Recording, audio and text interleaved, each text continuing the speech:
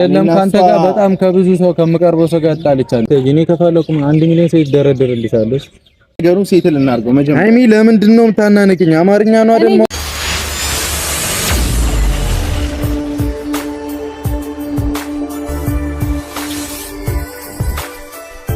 የዛሬው ደግሞ ጫን ያለ ነው። እውነት ለመናገር ማለት እኔ እንደዚህ ይሆናል ብዬ ግን አልገመትኩም። እንግዲህ ሃይሚ ዛሬ ጠብቁ ይብላ ነበርና የመጣችበት አይዲያ ትንሽ ከበድ ቢልም ነገር ግን የእውነት ከሀገር የወጡት ለመዝናናት ስለሆነ ብሩክ የመጨረሻ ነው የተናደደው። ፊት ሁላ የተቀያየረውና ምክንያቱም በቃ እንደ እውነት እንደ ሪል አድርገው ነው የሰሩት።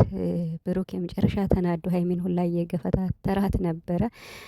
ቀጥ ብለሽ ወደ ቤት እጅ እንዳመጣውሽ ትመለሻለሽ፣ ከዚያ በኋላ ተመልሰሽ መምጣት ትችያለሽ ብሎ በጣም ነው የተናደደው ብሩክ ማለት ነው። ምክንያቱም በቃ ይሄ አዲስ የመጣው ልጅ እኔ ወድጃታለሁ የሚል ቃል ከሱ አፍ ስለሰማ ማለት ነው። እና ሰላም ቤተሰብ እንዴት ናችኋለሁ? ሰላማችሁ ብዛ በያላችሁበት እያልኩኝ ውድ ቻናል ቤተሰቦች እንኳን ደህና መጣችሁ።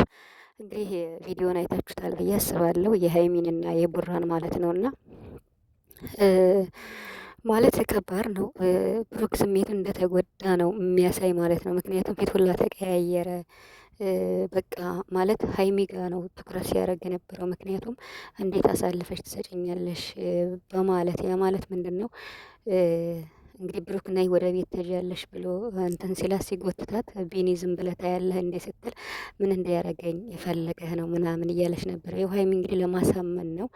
ትናንት የተሰራው ፕራንክ እውነት ለመናገር በሁለታቸው ዘንድ ብቻ ስለሆነ ያን ያክል እሷ ትንሽ ብትፈራም የው ብሩክ ብቻ ነበረ የሰራውና ዛሬ ደግሞ የው በሌላ ሰው በአዲስ ፊት ስለሆነ ብሩክ በጣም ተናዷል። ምክንያቱም በሃይሚ ድርድር አያውቅምና ከባድ ፈተና ነው እውነት ለመናገር በቃ ከታሰበው በላይ ማለት ነው። ምክንያቱም ስሜት የሚጎዳ አይነት ፕራንክ ይመስለኛል።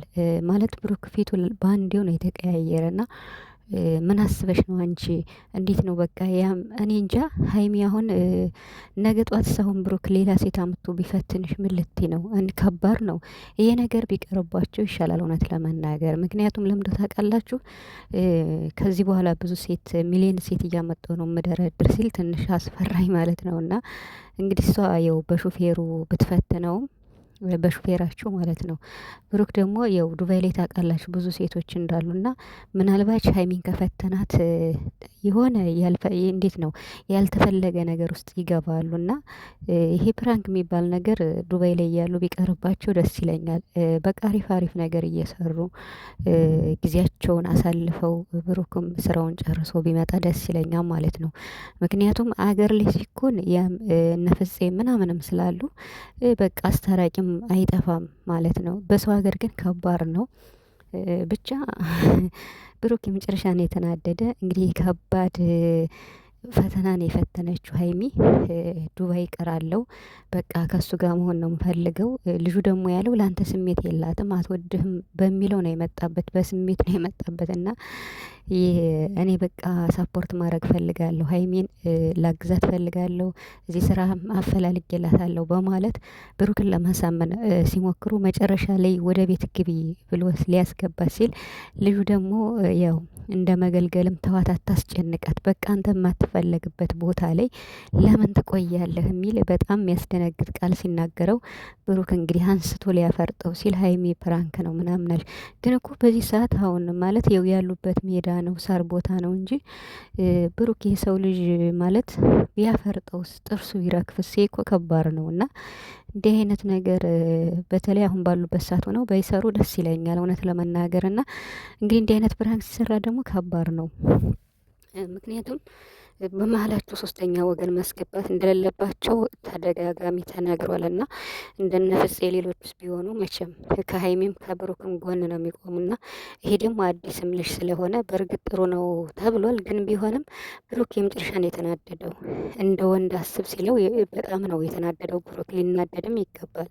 ምክንያቱም አንተን አትፈልግህም፣ አንተን አትወድህም። ለዛም ነው እዚህ ብትቀርብ ምንም ችግር የሌለው ነገሮችን አመቻችቻለሁ። ሃይሚ ደግሞ ይሄን እድል ማሳለፍ አልፈልግም ስትለው ብሩክ የመጨረሻ ተናደደ። በቃ ዱባይ እንደምንም መጣሽ የሆነ ጥቅም ፍለጋ እኔም በጥቅም ቀየርሽ ምናምን ብሎ ነው የተናደደው ብሩክ ማለት ነው። እና በጣም በጣም በጣም ተናዷል።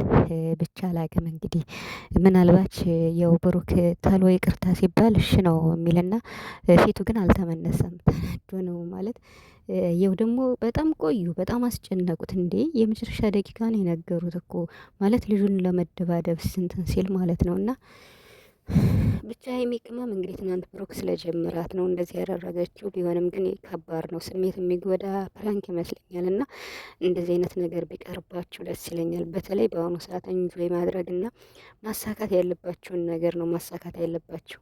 ያው ብሩክ እኮ ትናንት ያንን ፕራንክ የሰራው አብረው ነው የሚያድሩ እንዲህ ነው የሚያደርጉ ሆቴል ያያዙ የሚባለውን ነገር በግልጽ ለማሳየት ይመስለኛል እሱን የሰራው። የው ሀይሚ ደግሞ ታውቃላችሁ ብድር ለመመለስ ነው እሷም ተናግራለች። እና ብድር ለመመለስ ነበር የመጣችሁ፣ ግን ደግሞ በከባዱ መጣች።